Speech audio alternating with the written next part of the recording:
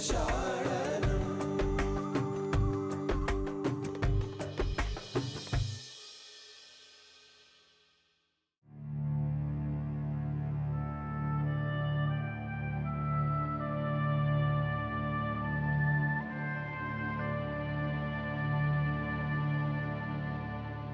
മരുഭൂമിയിലല്ല എത്തിപ്പെട്ടത്, ഗൾഫിലാണ്.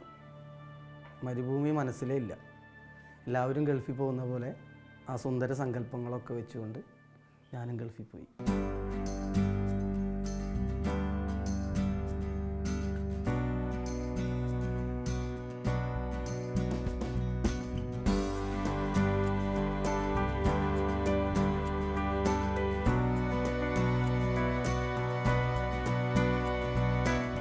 രാത്രിയാണ് ഗൾഫ് കണ്ടത്.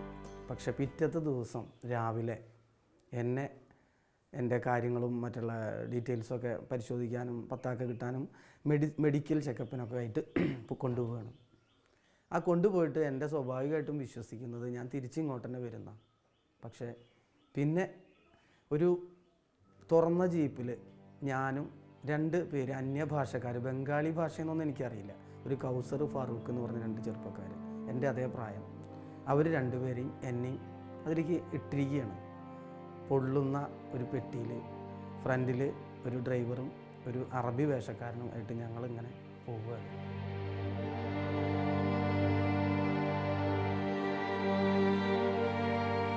ദുബൈയിലേക്ക് പോകുന്ന ഒരു വഴിയിൽ അൽഹയർ എന്ന് പറഞ്ഞൊരു സ്ഥലത്തുനിന്ന് സ്വൈഹാൻ എന്ന് പറയുന്ന ഒരു റോട്ടിലേക്ക് തിരിഞ്ഞ് ഒരു മരുഭൂമിയിലേക്കാണ് യാത്ര പോകുന്നത്. ഒരുപാട് 6 വരി പാതകളിലൂടെ പോയി പിന്നെ സ്വാഭാവികമായിട്ടും ആദ്യത്തെ തളർച്ച തുടങ്ങി. വെയിലാണ്. ആ വെയിലത്ത് ചേമ്പിൻ തണ്ട് പോലെ എന്ന് പറഞ്ഞാൽ ഞാനും ആ 2 ബംഗാളികളും തളർന്ന് വെള്ളം കുടിക്കാൻ കിട്ടാതെ, ഇവരാണെങ്കിൽ വണ്ടി എവിടെയും നിർത്തുന്നില്ല. അപ്പം തന്നെ എനിക്കിങ്ങനെ ആ ഗൾഫിൻ്റെ ആ പ്രസൻറ്റ് മൈൻഡും നല്ല ബിൽഡിങ്ങുകളും ജനവാസ കേന്ദ്രങ്ങളും ഒക്കെ പിന്നിലേക്ക്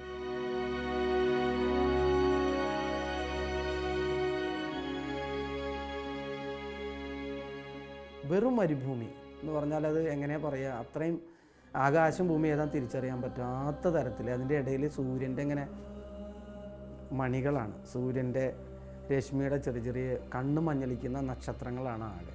ആ ഒരു അവസ്ഥയിൽ ആ വെളിച്ചത്തിൻ്റെതായ ഒരു വലിയ വെളിച്ചത്തിന് എന്ത് വെളിച്ചം എന്ന് കേട്ടിട്ടില്ലേ, അതുപോലെയുള്ള വെളിച്ചമുള്ള വെയിലുള്ളൊരു സ്ഥലത്ത്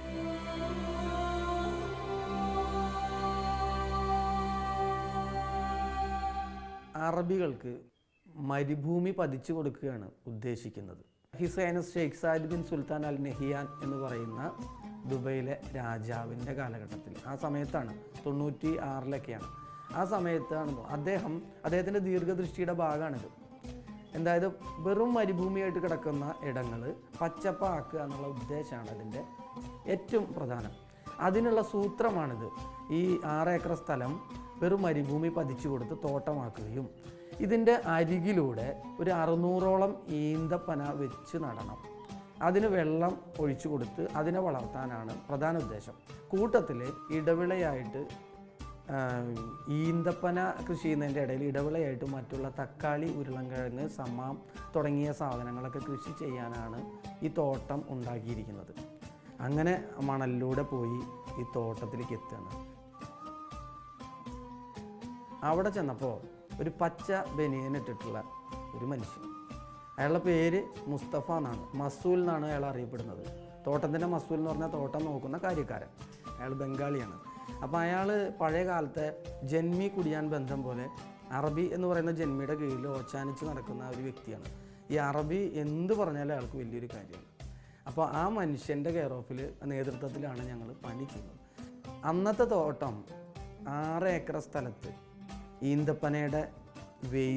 ഈന്തപ്പനയുടെ ഓല കൊണ്ട് വെയിൽ കെട്ടിയിട്ട്, ചണച്ചാക്ക കൊണ്ട് വെയിൽ കെട്ടിയിട്ട് മറച്ചിട്ടുള്ള ഒരു സ്ഥലം എന്ന് മാത്രമേ ഉള്ളൂ.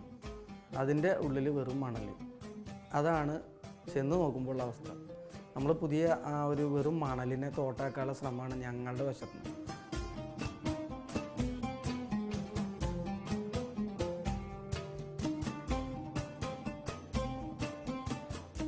ഈ തോട്ടത്തിൻ്റെ അപ്പുറത്ത് വളം കൂട്ടിയിടുന്ന ഒരു കൊച്ചു പെരയുണ്ട്. അതിൻ്റെ ഉള്ളിൽ ഞാൻ സൗകര്യപ്രദമായിട്ടുള്ള ഒരു കൊച്ചു റൂമിലേക്ക്, തൊട്ട് സൈഡിൽ മുഴുവൻ വളച്ചാക്കുകളാണ്, അതിൻ്റെ ഇടയിലുള്ള ചെറിയൊരു കട്ടിലിടാനുള്ള പാകം. ചെന്നപ്പോൾ തന്നെ പണിക്ക് ഇറങ്ങേണ്ടി വന്നു. അതിനുശേഷം എന്നാണ് ലീവ് ഉണ്ടാവുക എന്ന് എനിക്കറിയണം, ഒരാഗ്രഹമാണ്. പക്ഷെ ഒരിക്കലും ലീവ് ഉണ്ടായിരുന്നില്ല എന്ന് ഞാൻ പിന്നീട് അറിഞ്ഞത്.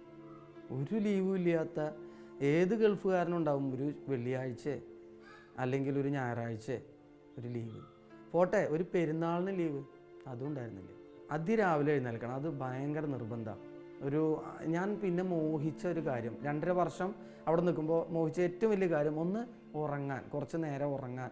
രാവിലെ പൊതുവേ വീട്ടിൽ മടിയനായിട്ട് 7 മണി 8 മണി വരെയൊക്കെ ഉറങ്ങുന്ന ഒരാളാണ്.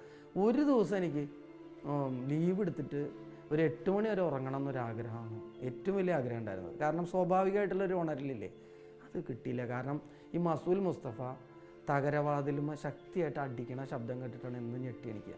അയാൾ ആരോടോ ദേഷ്യം തീർക്കുന്ന പോലെ അയാൾ 4 മണിക്ക്, അയാൾക്ക് ഉറക്കമില്ല, അയാളൊരു 4 മണിക്ക് എഴുന്നേറ്റിട്ട് തോട്ടത്തിൽ ഇങ്ങനെ നടക്കുകയാണ്.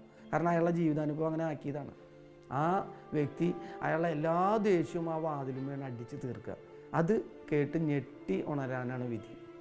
ചിലപ്പോൾ 6:15 അറബി ഈ തോട്ടത്തിൽ എത്തിയിരിക്കും. അയാൾ